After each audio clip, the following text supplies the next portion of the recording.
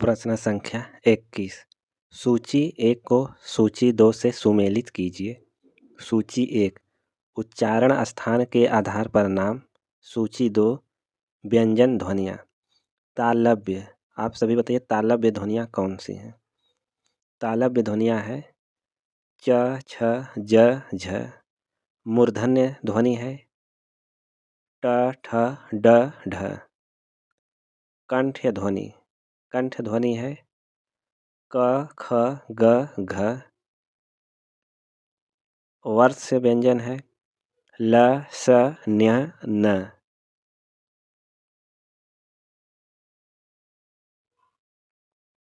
प्रश्न संख्या 22। नीचे 2 कथन दिए गए हैं। कथन 1, जिस भाषा के माध्यम से राष्ट्र की अधिकांश जनता विचार विनिमय करती है उसे राष्ट्रभाषा कहते हैं।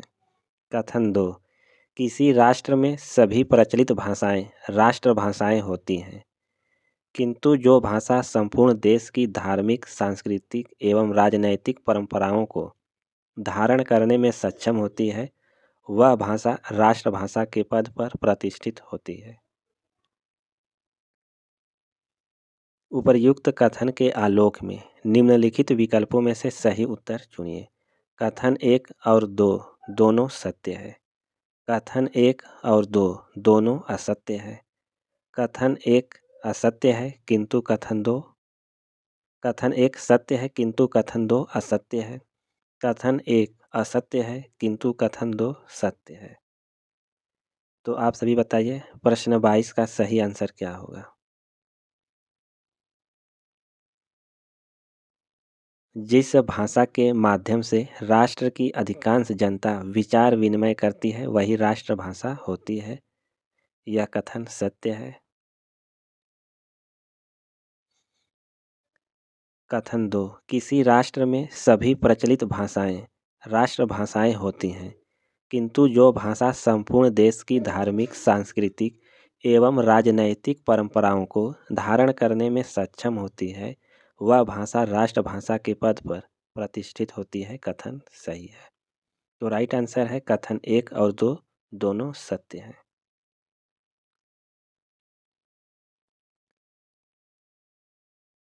प्रश्न 23। नीचे 2 कथन दिए गए हैं। कथन 1, गिरिधर बहुव्रीहि समास का उदाहरण है।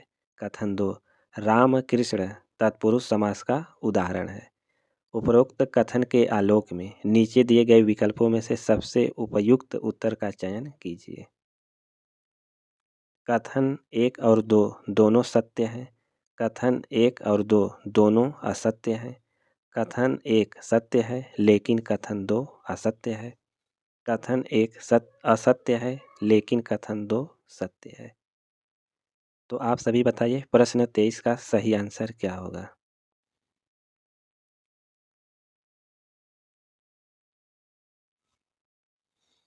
गिरिधर बहुव्रीहि समास का उदाहरण है, यह कथन सत्य है। राम कृष्ण तत्पुरुष समास का उदाहरण है, यह कथन असत्य है। राम कृष्ण द्वंद्व समास का उदाहरण है। तो सही आंसर है कथन 1 सत्य है लेकिन कथन 2 असत्य है।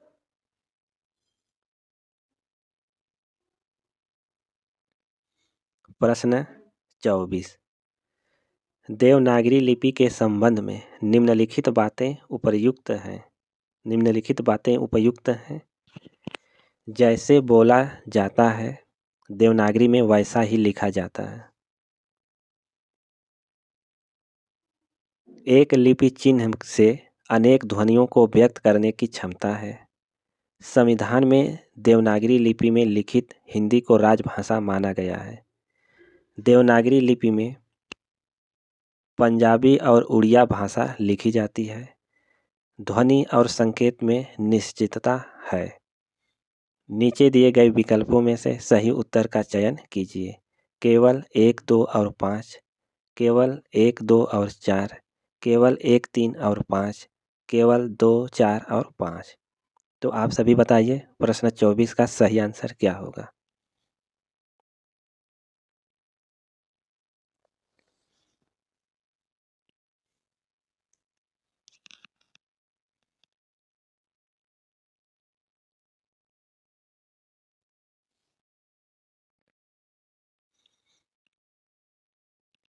जैसे बोला जाता है देवनागरी में वैसा ही लिखा जाता है, यह कथन सही है। एक लिपि चिन्ह से अनेक ध्वनियों को व्यक्त करने की क्षमता है, यह कथन असत्य है। संविधान में देवनागरी लिपि में लिखित हिंदी को राजभाषा माना गया है, कथन सत्य है। देवनागरी लिपि में पंजाबी और उड़िया भाषा लिखी जाती है, यह कथन असत्य है। ध्वनि और संकेत में निश्चितता है, कथन सत्य है। तो राइट आंसर है विकल्प केवल 1, 3 और 5।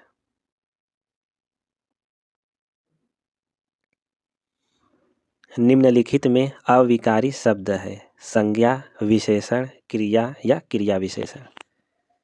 आप सभी बताइए अविकारी शब्द है।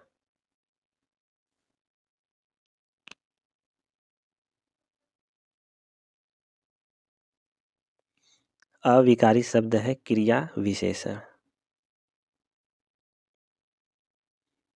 प्रश्न 26 स्वनिम के संबंध में उपयुक्त कथन है।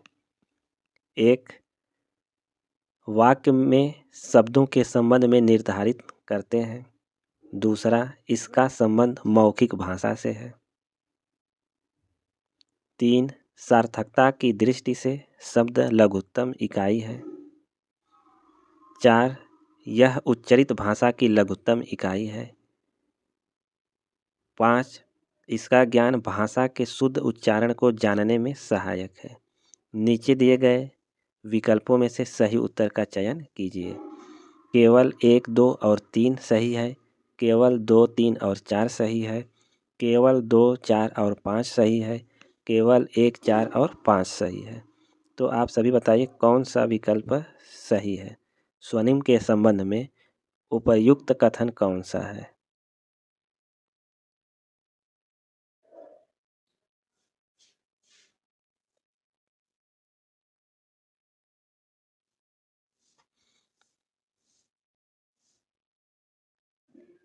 वाक्य में शब्दों के संबंध निर्धारित करते हैं, कथन असत्य है। इसका संबंध मौखिक भाषा से है, सत्य है। सार्थकता की दृष्टि से शब्द लघुत्तम इकाई है, असत्य है। यह उच्चरित भाषा की लघुत्तम इकाई है, सही है। इसका ज्ञान भाषा के शुद्ध उच्चारण को जानने में सहायक है, तो यह भी सत्य है। तो राइट आंसर है विकल्प केवल 2, 4 और 5।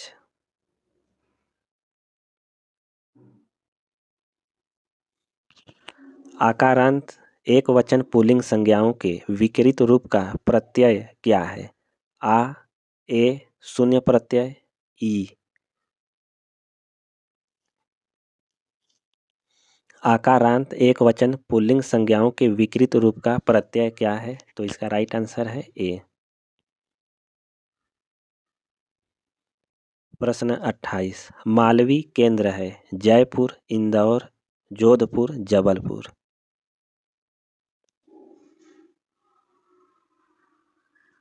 आप सभी बताइए मालवी केंद्र है।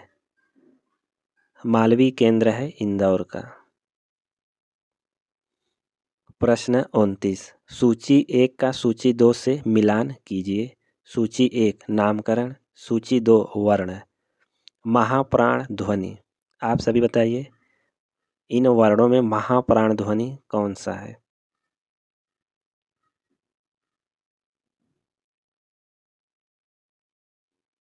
महाप्राण ध्वनि है ख। घोष ध्वनि, आप सभी बताइए घोष ध्वनि कौन सी है।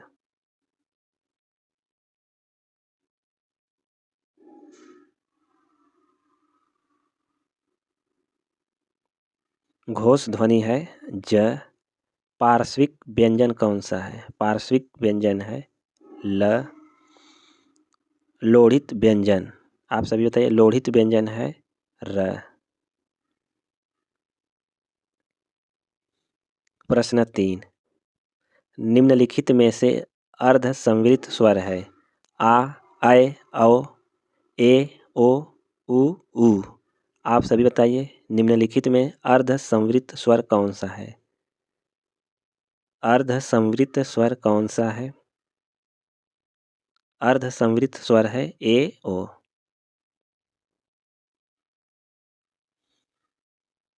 उपयुक्त कथन का चयन कीजिए। स्वरों का स्वतंत्र उच्चारण नहीं किया जा सकता है। स्वनिम के दो भेद होते हैं, खंड्य, खंडेतर। स्वरों का स्वतंत्र उच्चारण किया जा सकता है। सर्वनाम में लिंग के कारण रूपांतर हो जाता है। उत्पत्ति या विकास की दृष्टि से शब्दों के चार भेद हैं। नीचे दिए गए विकल्पों में से सही उत्तर का चयन कीजिए। केवल 2, 3 और 5 सही है। केवल 1, 3 और 5 सही है। केवल 3, 4 और 5 सही है। केवल 2, 4 और 5 सही है।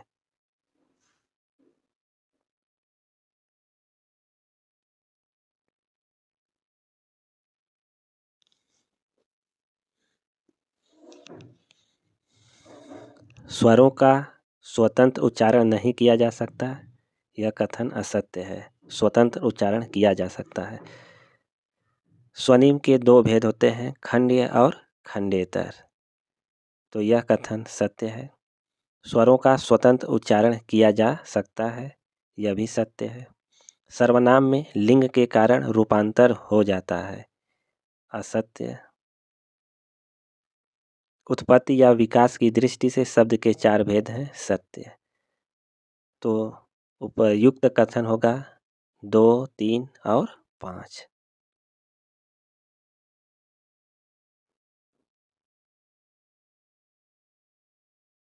भाषा के संबंध में निम्नलिखित कथनों पर विचार करें।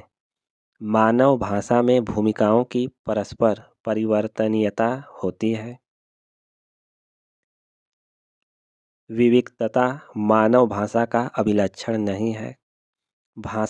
मानव भाषा यादृच्छिक होती है। भाषा द्वैतता को अभिरचना की द्वैतता भी कहते हैं। स्थान और काल का अंतरण मानवेतर भाषा गुण है। नीचे दिए गए विकल्पों में से सही उत्तर का चयन कीजिए। केवल 1, 3, 5 सही है। केवल 2, 3 और 4 सही है। केवल 3, 4 और 5 सही है। केवल 1, 3 और 4 सही है। तो आप सभी बताइए प्रश्न संख्या 32 का भाषा के संबंध में कौन सा कथन सही है?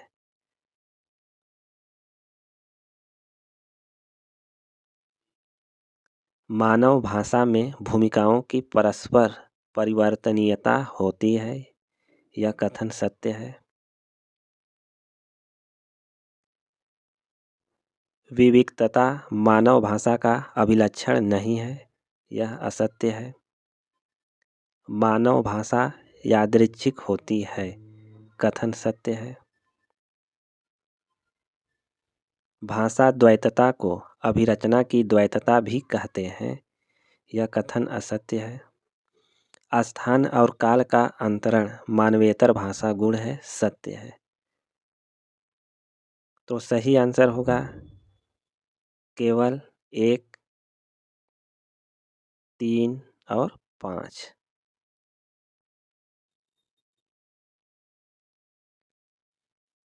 प्रश्न 33, संसार की कोई लिपि यदि सर्वाधिक पूर्ण है तो वह एकमात्र देवनागरी है, यह कथन किसका है? Bloomfield, A J. Ellis, Isaac Pitman, William Jones. आप सभी बताइए प्रश्न 33 का सही आंसर क्या होगा? संसार की कोई लिपि यदि सर्वाधिक पूर्ण है तो वह एकमात्र देवनागरी है, यह कथन किसका है? यह कथन आइजक पिटमैन का है।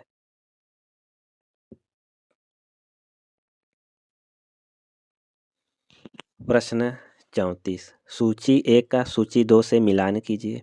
सूची 1 लेखक का नाम दिया है। सूची 2 में पुस्तक किशोरीदास वाजपेयी। आप सभी बताइए किशोरी दास वाजपेयी की पुस्तक का नाम क्या है? किशोरी दास वाजपेयी की पुस्तक है हिंदी शब्दानुशासन।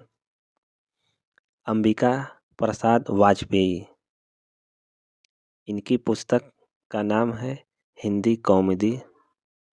ठाकुर रामचरण सिंह की पुस्तक का नाम है भाषा प्रभाकर। विश्वेश्वर दत्त शर्मा की पुस्तक है भाषा तत्व विचार।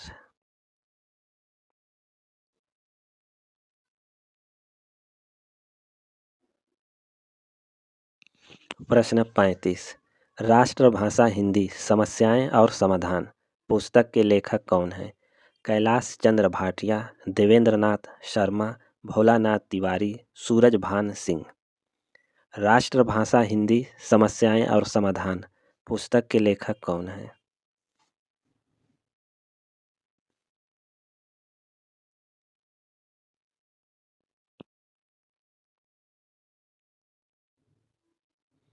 राष्ट्रभाषा हिंदी समस्याएं और समाधान पुस्तक के लेखक हैं देवेंद्रनाथ शर्मा।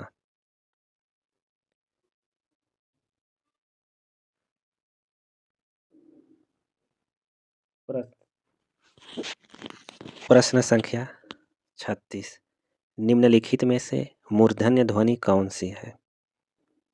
आप सभी बताइए मूर्धन्य ध्वनि कौन सी है? 5 विकल्प दिया गया है और नीचे दिए गए विकल्पों में से सही उत्तर का चयन करना है। केवल 1, 4, 5 सही है, केवल 2, 3, 5 सही है, केवल 1, 3, 5 सही है, केवल 1, 3, 5 सही है।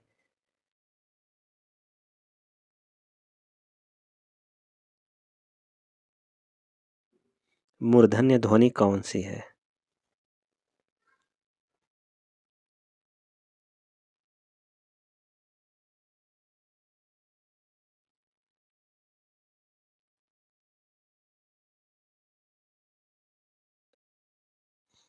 मूर्धन्य ध्वनि कौन सी है? मूर्धन्य ध्वनि है ट, ड और ठ। तो राइट आंसर है 2, 3 और 5।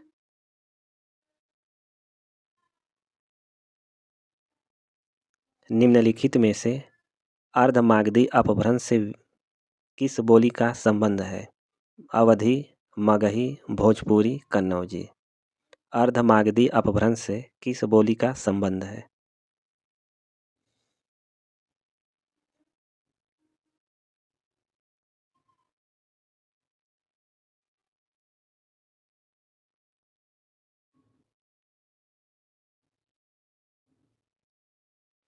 अर्धमागधी अपभ्रंश से अवधी बोली का संबंध है।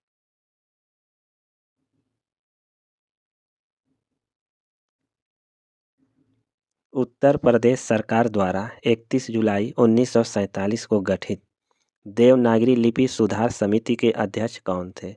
पंडित रामशंकर द्विवेदी, पंडित चंद्रशेखर शास्त्री, आचार्य नरेंद्र देव, डॉक्टर धीरेन्द्र वर्मा।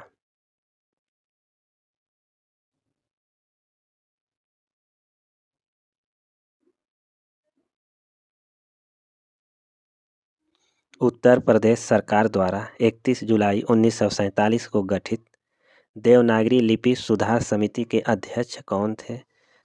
तो राइट आंसर है विकल्प सी, आचार्य नरेंद्र देव।